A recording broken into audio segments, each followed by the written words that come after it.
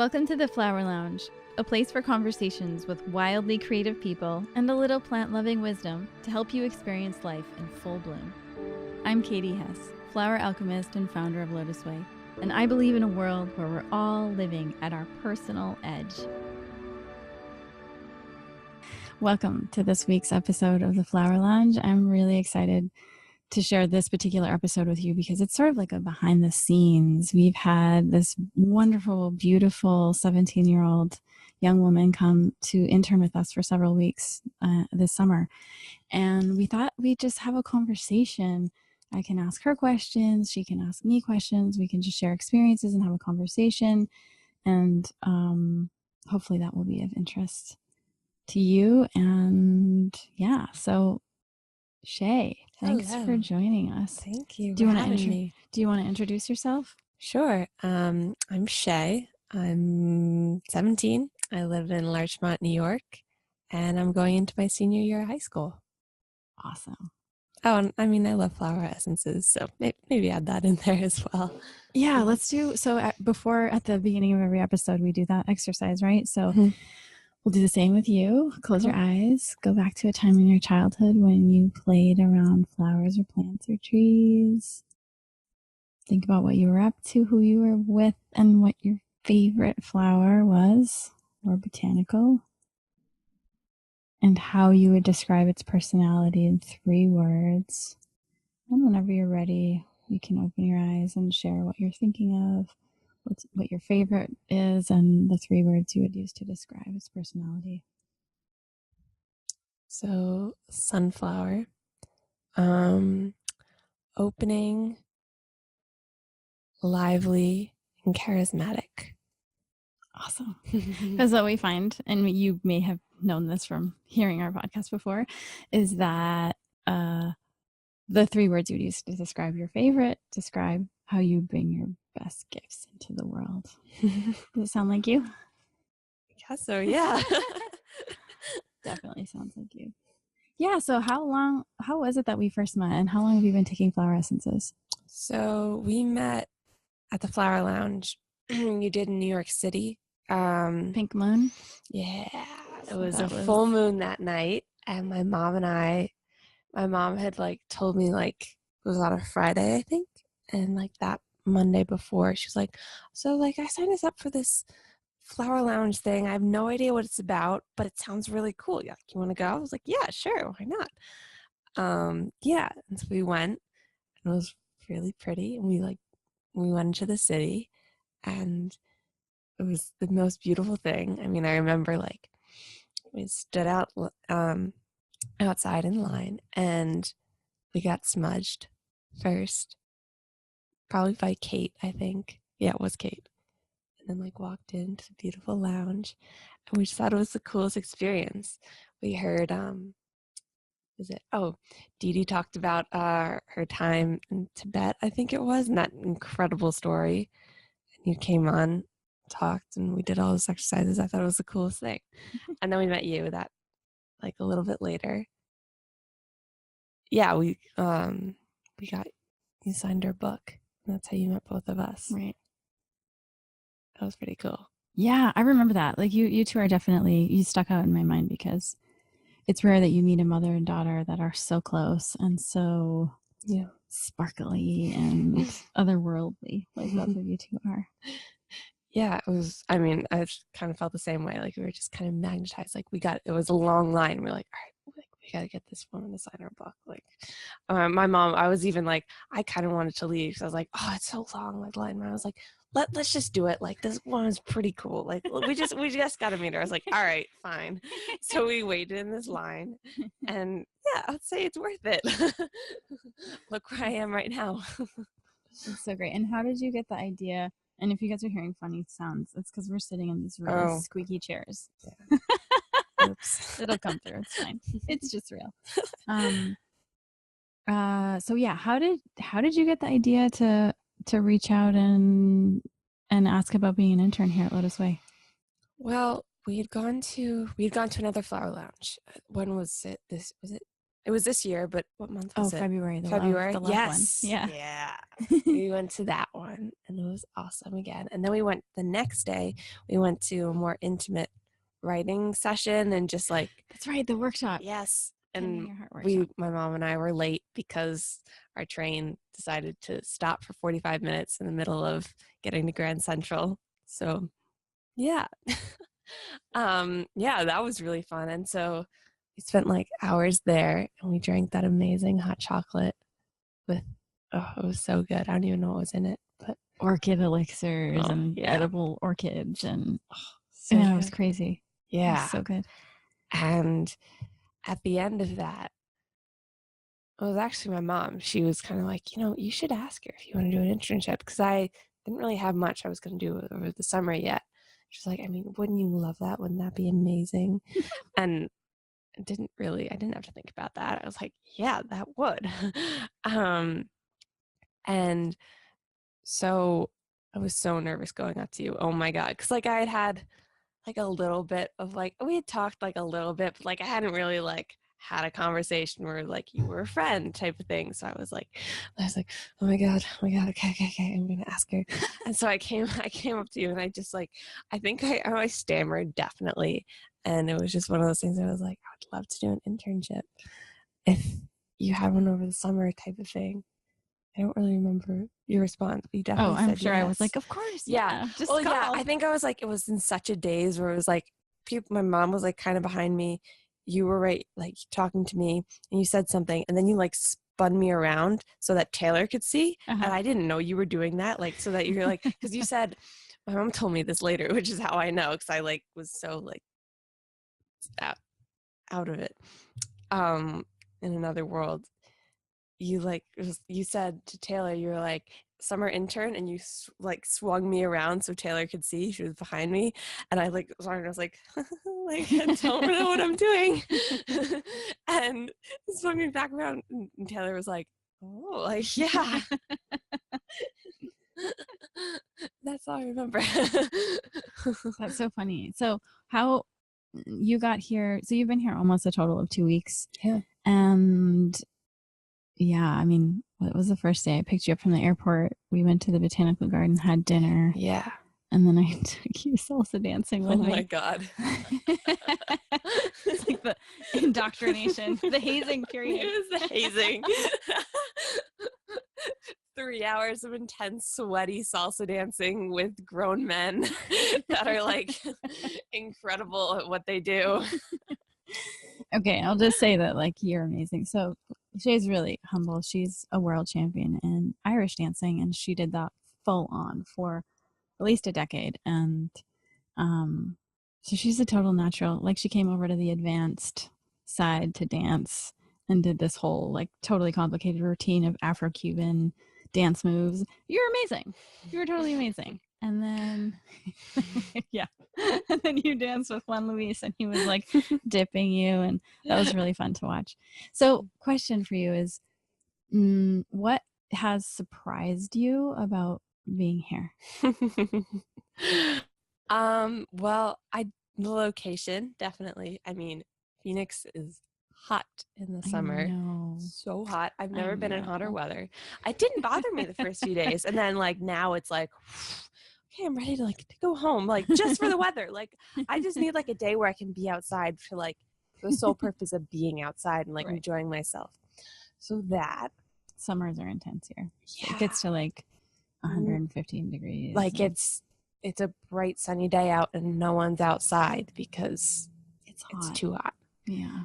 So that was like just surprising. Next time you have to come in the winter or spring. Oh, definitely. 100%. Yeah. I've already got a plane ticket in my mind. You have dogs. That was the coolest thing. At the office? Yeah, the rescue dogs? office. Just like hanging out. Yeah, so for the listeners, if you're not aware of how we operate our space right now, and we're just a month away from moving into this massive commercial building, which will be a huge jump for us. But right now, we're operating out of 4 buildings on a little compound in a historical neighborhood. And I already have 3 dogs at my house, and we rescued 2 more very massive pit bulls years ago, thinking that it would be so easy to find owners for them. Little did I know that. I mean, There are so many pit bulls in the city. Really? Like just tons and tons and tons and tons of pit bulls. And then to try to find an owner who wants those two big lugs. I mean, the guy's head, what would you say? How big? It's like as big as a basketball. So big. It's a basketball. Yeah. Big boy is like a very big boy. His name is well named. They have Chinese names too, but we just call them Big Boy and Little Girl. So having dogs was a surprise. Yeah. Yeah. What else? You guys sit on the floor a lot. Just like when they're doing meetings or like discussing ideas or just like talking about things or just doing work in general, they sit on the floor.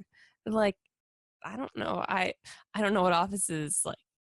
I mean, I know the stereotypes of an office just in general. People don't sit on the floor, you know. It's like, right, yeah, we went through that whole co-working space this morning, and just like everyone, no one sits on the floor. Like, that's like weird, except at our events. Except at your events and at your space, which is, I mean, it was so cool. Like the first day we walked in, you had like a team meeting. You all gathered in your office, and we all sat on the floor in a circle. That was so cool. And like everyone just like did it. I was like, oh, like this is normal here. This is so cool. Yeah, it's very normal. Is there anything else that was unexpected or maybe was different than what you thought or something you learned? The way you handle the office was really, really interesting to just watch. I think you really value everyone's opinions and what they have to offer and bring to the table and what they want to do as well as your own, and the collaboration between, like, I mean, when you like your eyes when you're like looking at someone and you are intently like full on like in their presence, like just owning everything that they're saying and really hearing out everything. So for me to like just watch you like go around talking to different people, going through ideas, I think that was so powerful because I was like, wow, like that's because I don't think I've ever seen like such a collaboration that was so fluid but also so powerful. So that was like really cool. I would just like, I don't know, I would be working on other stuff and I just like look up and you'd be like, I don't know, your intention in your eyes is very, very powerful. So it was very cool to see. Yeah, I love like co-creating stuff. Like it's almost like if you're, like building a Jenga thing, each person gets a piece and puts it on, and then it's better than just one person doing totally it. No, and I think like I can't imagine it any other way here because I think it just works so well.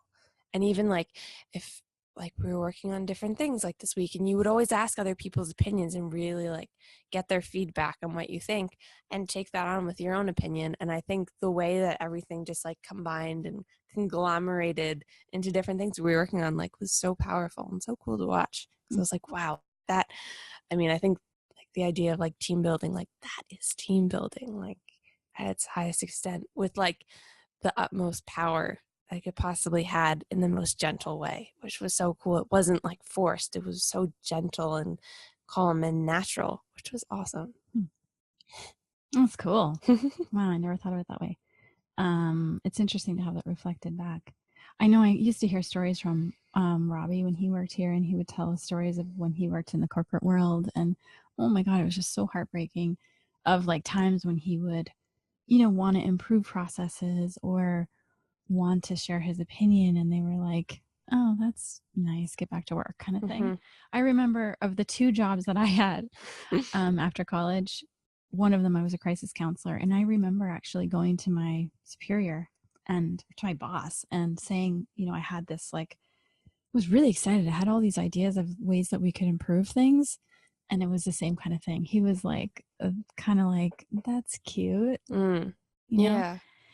And I was like, not devastated, but really disappointed. Right. Because I was thinking, I'm in the trenches. I know how this is. Like, totally. Buddy, you've never been out on a call. Yeah. Like, and why, like, I can't imagine being in a position of, having the ability to make impact in an organization and not wanting to improve things. Like, totally. If somebody from my team comes to me and says, I have an idea for how to improve something, how about this? Yeah. Hell yes. Like that's how you want people to be, is like super engaged and totally. Yeah. And yeah, I mean, you even like in your Instagram posts and Facebook posts, just in general, when you say like, oh, like me and the team, or like my team, like I have never seen such a like strong, like the word team is so true in this place. Like it really is a team. It's not like you're the superior. You guys are a team, and like everyone's, I think even with like you valuing their opinions, they're even that more invested in the products and what they, I mean, that's another thing. Like everyone loves flower essences here, which is, I mean, kind of imperative if you really want to have a successful business with, I mean, I've noticed such great things about flower essences that, and everyone, like they're always spraying or using oils or just like loving it up in this LOTUSWEI world. So then like, it's like, I mean, that's a team. It's not someone that's like, you don't ignore the little stuff. Like they all really, really are in it, which is awesome. Yeah, they're amazing. They're all so amazing. I'm so grateful. You know, they're really good people. Yeah, totally. So, yeah. So, I mean, what's it like being a 17-year-old today? I know you're a really old soul, but I mean, what's going on around you? What are the kids up to? Is it true that a lot of kids are on medications? Oh yeah. Yeah. And for someone that knows alternative methods, it's interesting to watch. And where to draw the line on how much information you can give to others, how much they'll be able to receive, what other methods you may know and know that are more powerful and going to fix you, quote unquote, then I don't know what corporates and different big industries are trying to throw at you. So, like, how many out of 10 of your peers do you think you could feel comfortable recommending or suggesting or sharing what you use? Two. I mean, I have really two really close friends, and I think like in my town, like, I mean, I'm right outside New York City. There's some driven people there. I mean, although it is outside New York City, there is still that hustle. There is still that bustle. A lot of parents commute, and the city is a very, very used source, and it's great. Like I love using it. It's so amazing to have that within a 30-minute train ride. But at the same time, like you get a lot of stressed out people. Anxiety, stresses are really high, especially going to senior year when you have college applications, and junior year and upcoming senior year. It's just a lot, and a lot of people don't know how to handle it. But I mean, how should they? What are they taught to do? Take this pill and it'll help you. Take this pill and it will relieve all your stresses. So, yeah, okay. So you're talking about any kind of medication for like stress, not just like ADHD, but just any sort of mood medication. Okay, so out of 10 of your peers, how many out of 10 do you think are taking some kind of medication for stress? Oh, they all are. All of them? Well, all 10? 10 out of 10. No. No, for stress. Yeah. I think that's different than like just like okay with using medication as in thinking that it'll help them. Oh, I see. In comparison to using other methods. So like not so much like my close friends, like I don't think any of them are. I know a lot of kids in my area do, but I think like all my friends around me are okay with using medication for whatever.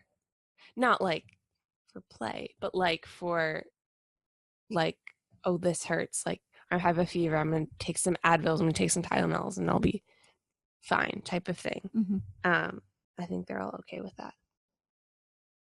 Which is scary almost. Why is that scary to you? Well, I mean, I've been brought up to know that that's not the only option. And the harmful side effects that no one addresses within using those. And it's shocking. And it's something that I don't really usually get into around my friends because it's just like, it's such another world that I don't really feel like using so much energy to try and like change their minds, change their minds, quote unquote, because it's like, I don't know, just something that.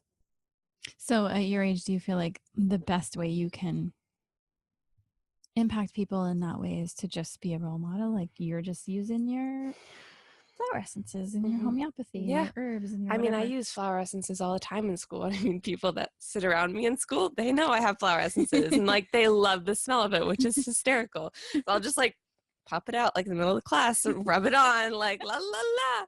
Or like, oh my God. When I use like elixirs in class, like that, those are the most like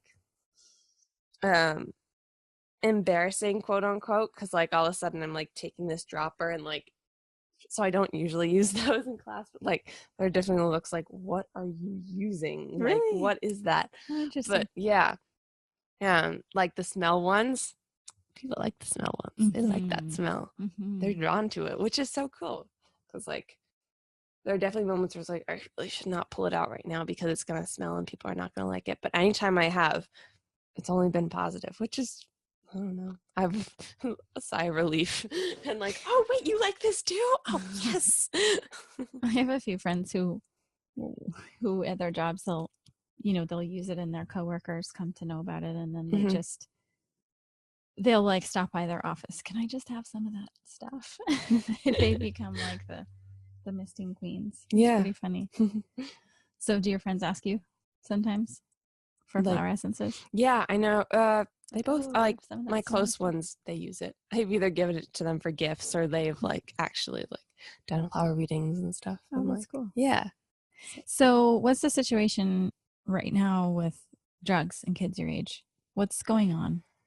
Like what's happening? And I know you're sort of removed from that scene, but what do you know is happening? Well, I'm just gonna disclaimer, I'm totally not the source because I just don't use it whatsoever. I've never been drawn to, so I wouldn't necessarily know. But what do you hear is happening in school? Well, everyone uses a jewel, the little pod thing, like the e-cigarette type of thing. Okay. A lot of people use that to get a buzz in school. In school. I mean, they use it in bathrooms, but then also just outside of school, like everywhere. So it sounds like to me, from my generation to yours and my generation, folks were like smoking cigarettes, and not everyone, but like a select few were smoking cigarettes, and now it's transitioned into the And you're talking about marijuana, right? Or are you talking about cigarettes? No, it's like a jewel. It's like electric, so it's like just like an electric cigarette. And then like if you puff it out, like it's just clear. So you tobacco. I'm not even sure. It's like there's different pods that you can put it in. They're different flavors, and apparently they taste good. Must be tobacco. Something like that, yeah. But it's like 100% worse than like cigarettes. Yeah. Yeah. Okay, so a lot of people are smoking. They use weed as well. Drinking as well. But I mean, from an eyewitness standpoint, it's really interesting just because I've always found that the people that are doing it at my school have something to rebel against or something that they're trying to get away from, whether it be their parents or just like rules or just things. I mean, a lot of people, like everyone has parent issues or just like rules that they don't want to follow, or grades have to be certain ways, like you have to show up this certain way, or things in their life that they're angry about and they're mad. And how are they going to change that? And it's totally subconscious. It's not like they're like, oh, I'm mad, so I'm going to go do this. No, it's totally subconscious, and it's totally something that they're completely unaware of. But just watching the people that are drawn to it, they have something that, I don't know, they want to do something a little risky and a little dangerous almost, which, I don't know. I have a really good relationship with my parents, and I don't really have anything to go against necessarily.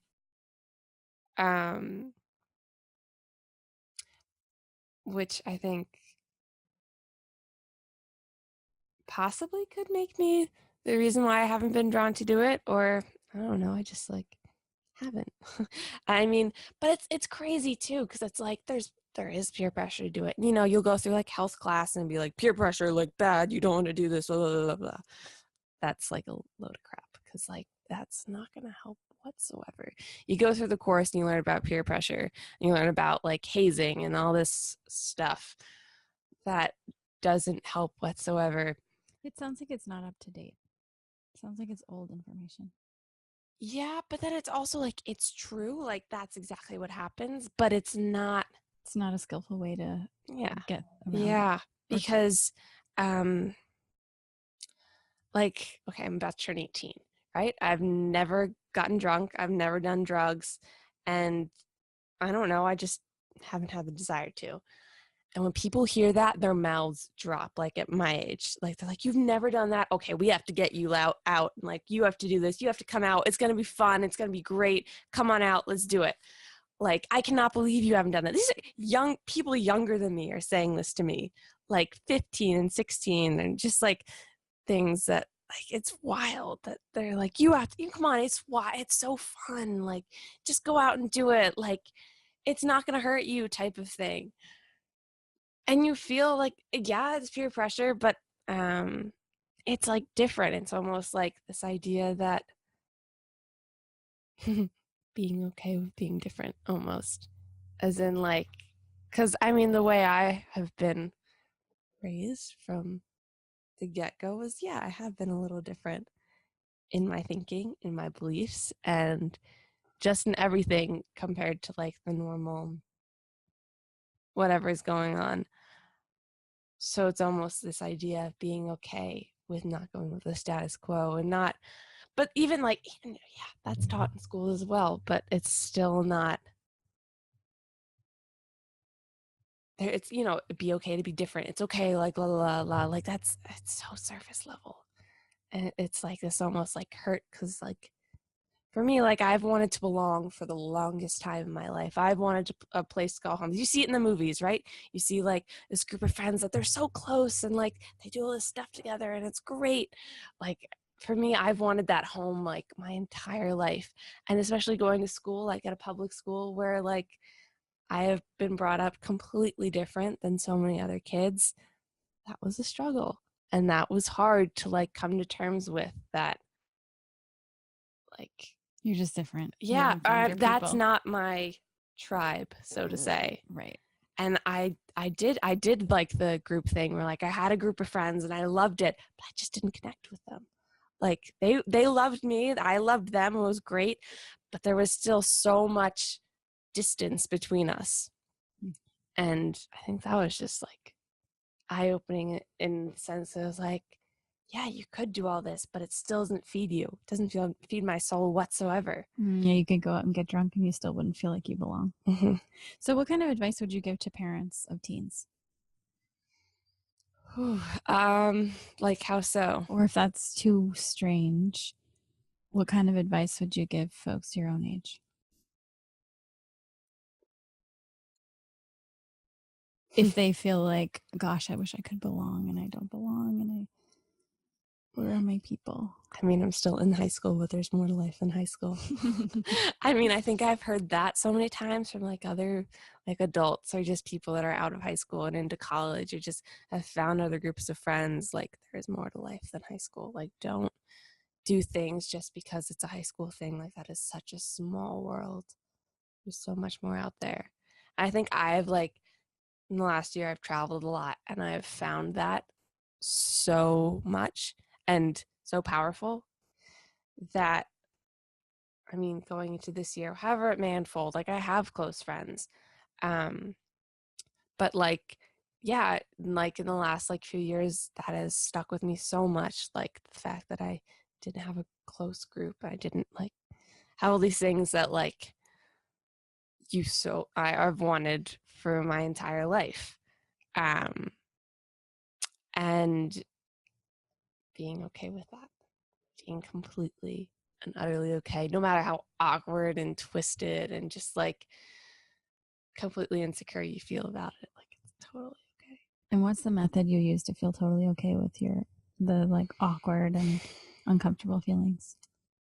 To be honest, some days are better than others. And then there's other things where it's like, I do turn to flower essences a lot because like those overwhelming, like awkward feelings, like they're overwhelming. Like Right.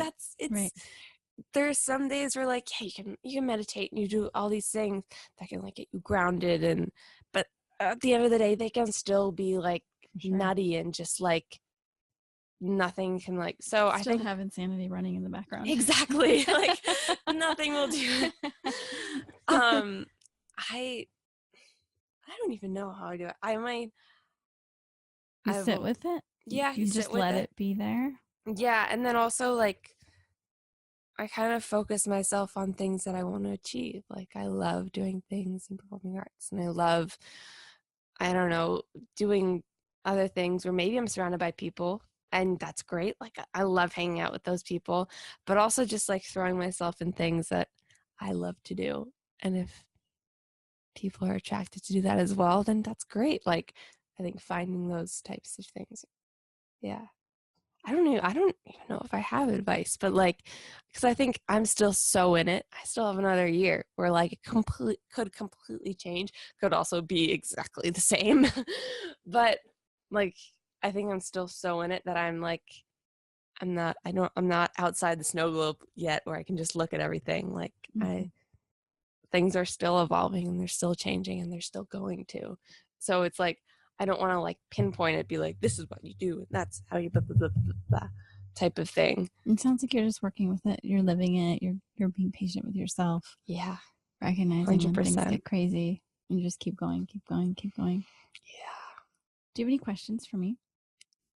Yeah. I wondered, how did you start on this, I'll do quote unquote like spiritual path, as in like getting into flower essences, getting into things that are out of the status quo per se, alternative medicine, energy work, meditation type of stuff? Yeah. I mean, so when I was 7 years old, I had this really strong sense of my people were somewhere, some very similar to what you're talking about. Like my people are somewhere. I need to find them. There's something I need to be doing. I need to change the world. I need to connect with my people. And it was so frustrating. I was like practicing astral projection every night, trying to project my consciousness to wherever I needed to be, so I could be doing whatever I needed to be doing, which I never figured out at that time. I had to just sort of hunker down and, get through the rest of school. And so when I graduated from college, I mean, before, I was an exchange student in Germany when I was 16. So I lived in Germany for a year, and then I lived in Madrid, Spain for a year when I was in college. And then like when I finally graduated from college, I was like, oh my God, I'm free from academia.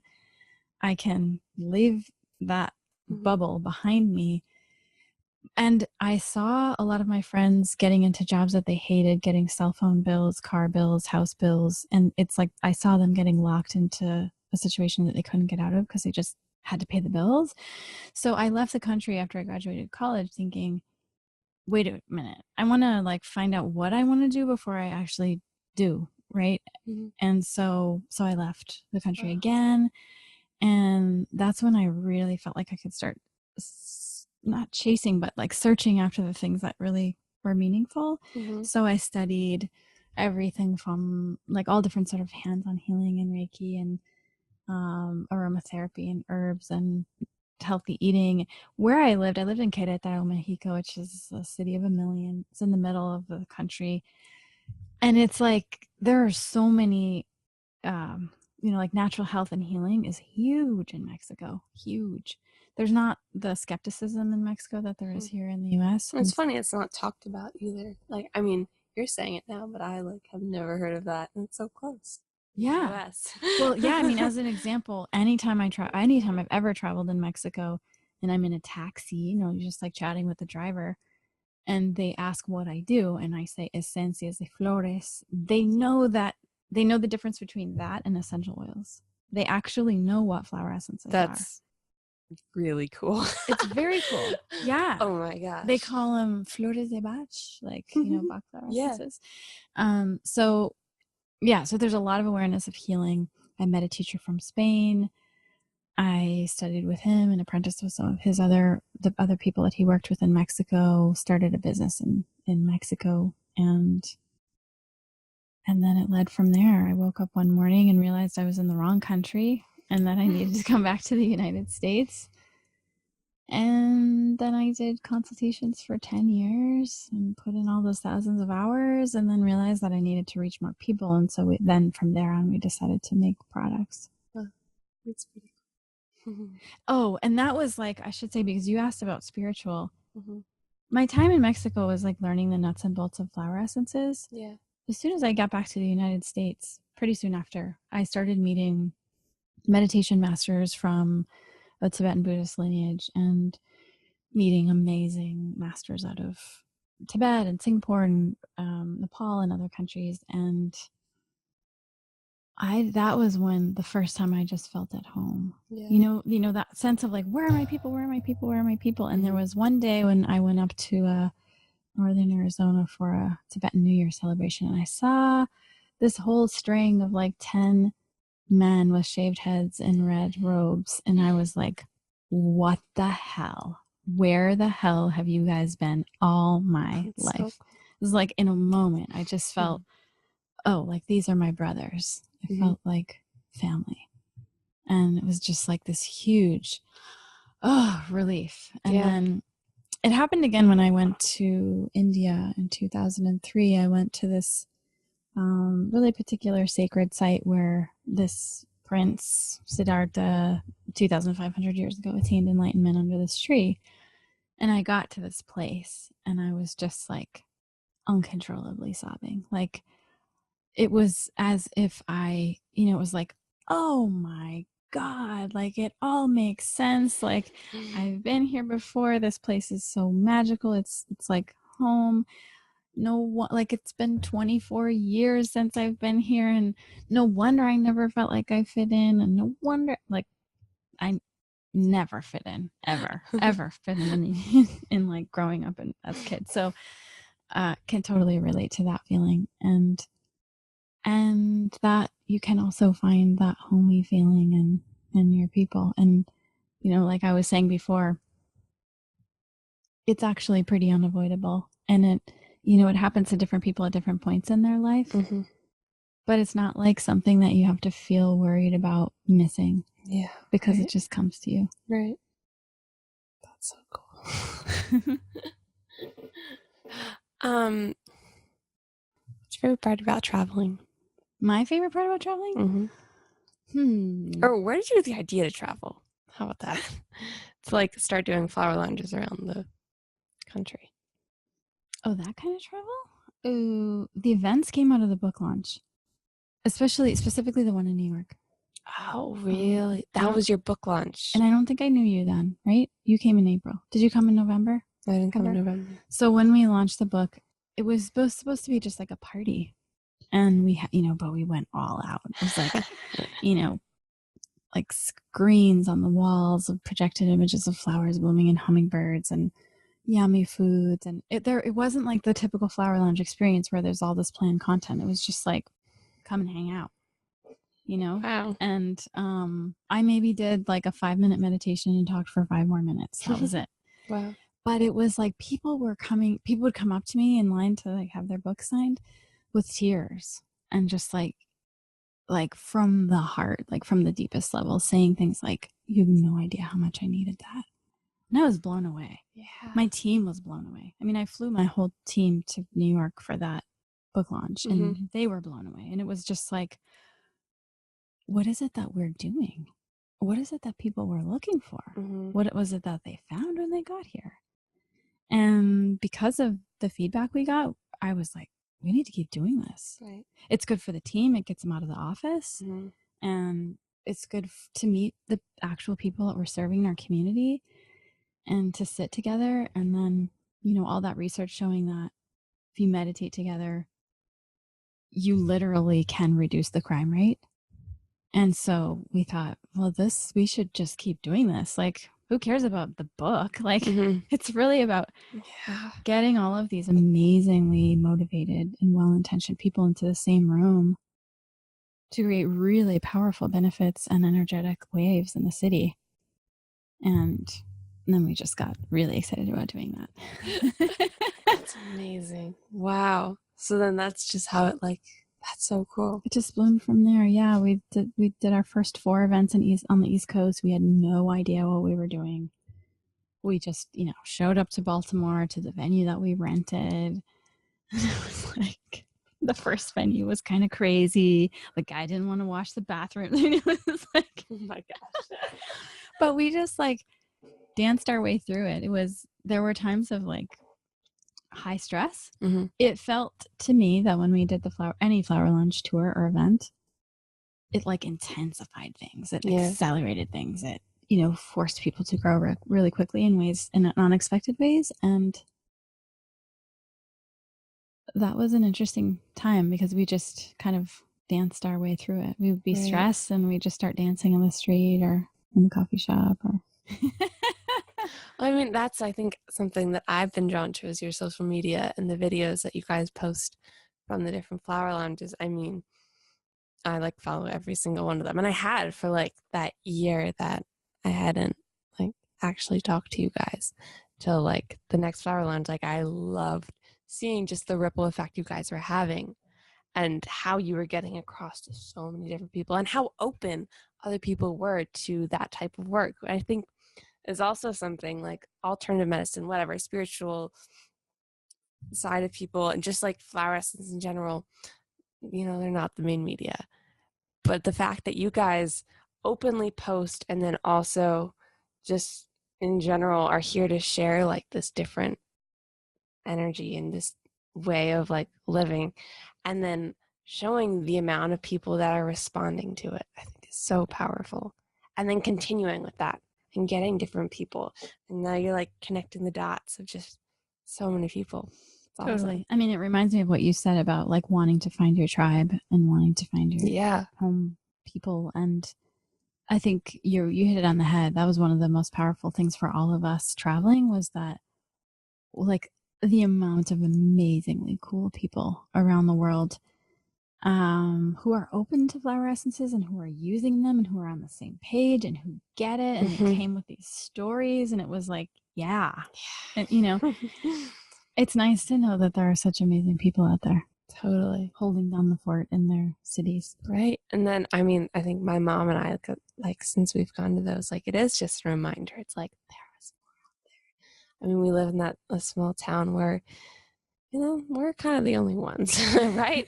Maybe there's 1, 2, or 3 others, but no one my age. I mean, there may be a few in hers, but I mean, it does, especially when you don't travel a lot, it starts to feel a little small and that small town vibe that you get, even though it is so close to the expansive city, the great and powerful, the almighty type of feel.